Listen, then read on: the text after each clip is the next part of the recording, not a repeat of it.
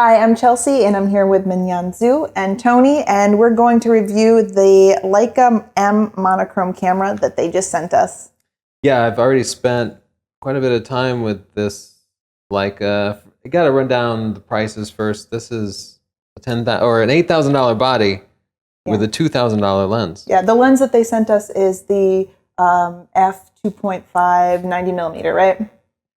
Yeah, exactly. And so that's pretty expensive. You can get yourself a 1DX and a nice 70 to 200 f2.8. And also a chiropractor. Yeah. This is not a lightweight lens, though. I do see that it's smaller, certainly, than that lens, but it's not small or light. It's sturdy as heck. You immediately feel that it's a tank. But it's got some drawbacks at the same time. There's no autofocus. Mm-hmm. There's no video. No IS. No image stabilization. There's one other big one with this particular, the Monochrom M. There's no color. Well, that is kind of their selling point with this.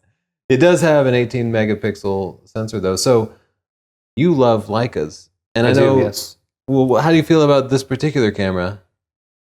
Well, I think it's really interesting in that they chose to go kind of off the deep end with that camera because it's number one, it's super outdated, and number two, there's a very specific kind of a market that they're reaching out to. You know, the people who really appreciate like the richly toned like black and white photos, but don't necessarily want to go through the darkroom process.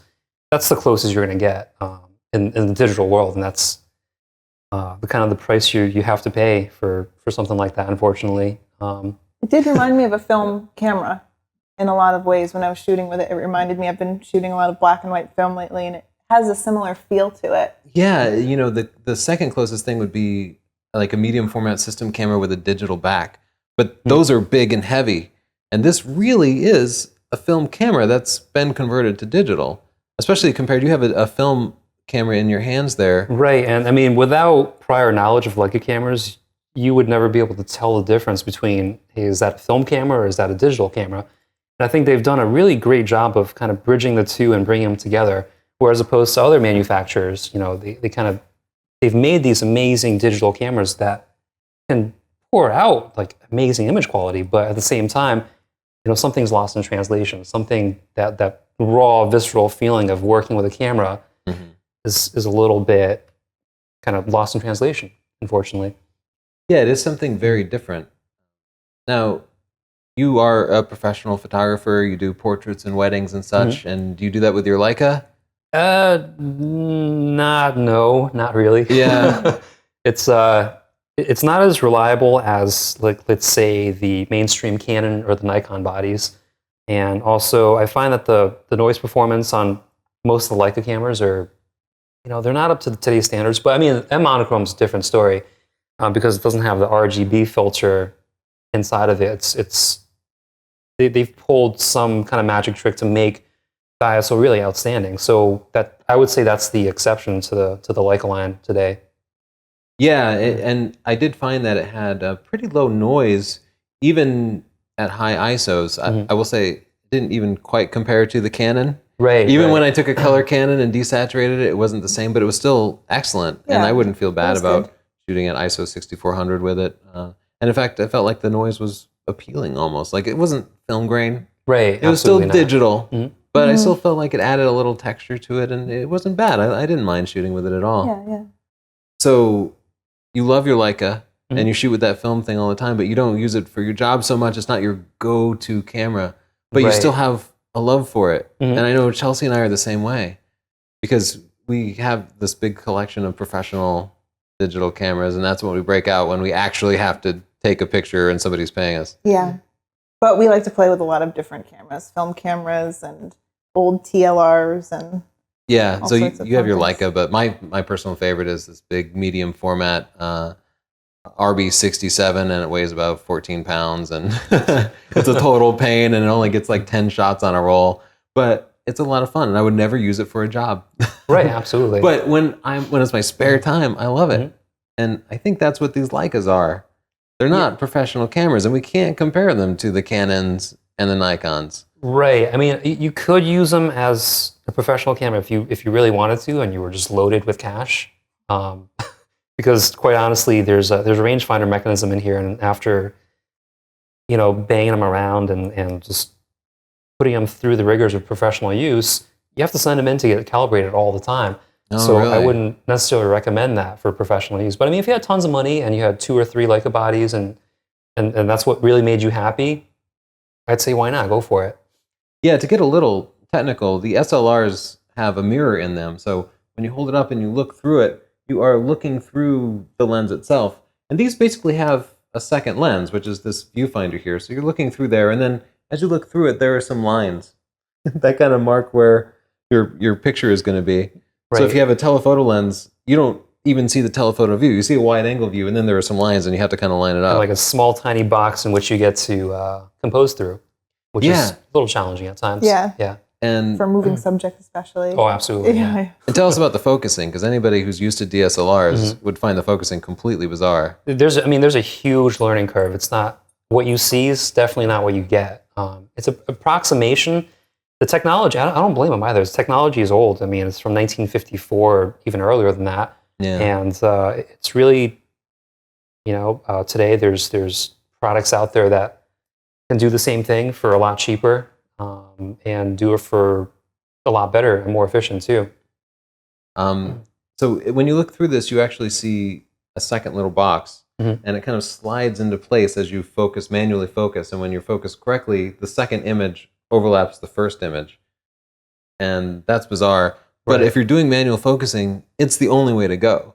Unless you have like a big medium format thing, and you're using ground glass or something. But for a 35 millimeter, this sort of split prism focusing lets you manually focus. I always tell people, don't manually focus with your DSLRs. Right. They want to be retro, but then they just end up missing focus because it's not precise. Unless you have this mechanism here, you can actually see this is a second little window that is inserted into the viewfinder here. And so because they're coming from 2 different angles, when it's focused, they'll line up correctly. That's basically how it works. I call it chasing ghosts because that's what you're doing. There's a ghost image, and then there's a real image, and once the 2 of them are combined, boom, you got focus right there. And if you have enough practice, it's really easy to just approximate it and time it perfectly so that boom, instantly it's in focus. Yeah, I saw you working it. You were way faster than me. I was going like back and forth, and I was never quite sure of when I was going to shoot, and so I kept missing it. You just like zip it, pop, zip, pop. Yeah, I mean, I get a lot of misses too here and there, but after a while, the number of keepers in proportion to the misses, they kind of go up a little bit more. So you just have to trust yourself, and that's what this camera is all about: is just trusting yourself, trusting your instincts, and just going with your gut feelings. Yeah. Now, does your film camera, have a metering system built into it? It does, yes. If I'm going to take off the camera right now, the shutter is not cocked, but once it's cocked, you'll see a white spot, and that's basically it's metering reflected light right off of that white spot right there. Ah, yeah. So it's pretty interesting. And both these cameras will have an auto exposure system. They will automatically pick your shutter speed and even your ISO on this one. Obviously not your ISO on that one, since the film defines the ISO. Right. So you don't always have to worry about the exposure. You can let the camera do some thinking for you. But for the most part, the way you're supposed to use these is you dial in the shutter speed, and then the aperture itself is set on the lens. So it's completely foreign to somebody who's used to a DSLR where all the controls are on the camera body itself. Right. But I think that's part of the appeal too, is it's something so different. That's what makes it fun. Yeah. I did love that. When I first started handling it, I loved that all the settings were just so manual. Right, and I think absolutely. sometimes a really easy digital camera can be a bit joyless because you're not as engaged in the process. Right. When you're, yeah, the camera's doing all the thinking for you. Yeah. It is a fun camera. And it's very well made. My only complaint is that the price point seems insane for what you're getting. Leicas are always for super rich people. I love film cameras, and I do not have a Leica. I have lots of Leica knockoffs. I even have a Soviet Leica knockoff because I wanted a Leica, but I'm not ready to sink it. Even for an old used camera, they're expensive. Right, and absolutely. I'm by no means am I rich. I just shoot this Leica and drive a really crappy car. So yeah, to make up for it somewhere. Yeah. I also noticed you live in a box, which I found disturbing at first. Yeah, and I wondered to myself, is it worth it most of the time? And but it is. Your camera bag is a little nicer than your home box. Right. You got to protect that Leica. So, yeah. So I think kind of what we're deciding is Leicas are about like passion. It's about enjoying the process of photography. It's about the feel of it, and I think to a large extent, it's about the history of Leica, the company, Right. and the name, and kind of continuing on this tradition that they have. It's not really about getting the shot or getting the job done. It's not the Well, it's getting most a certain efficient kind of way. shot. You're right. It's a style. Yeah. And I think where they really shine is their lenses. It's not their cameras. I mean, they're brilliantly designed and they're small and portable, but I think the real magic is in the glass. You know, they really take their time to precisely and optically make the lenses just as amazing as they possibly can be.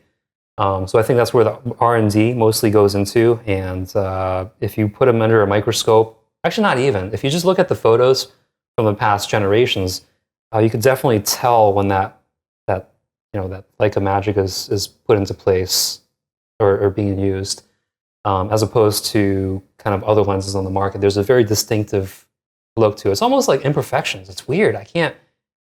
I shouldn't say that it's Leica lenses are perfect. There's a certain imperfection, there's a certain glow to them that you can identify instantly in a photograph. And I think that's where the appeal is. So they've really done a great job in balancing the art of making a beautiful lens with imperfections. Yeah. And that's how they really stand out.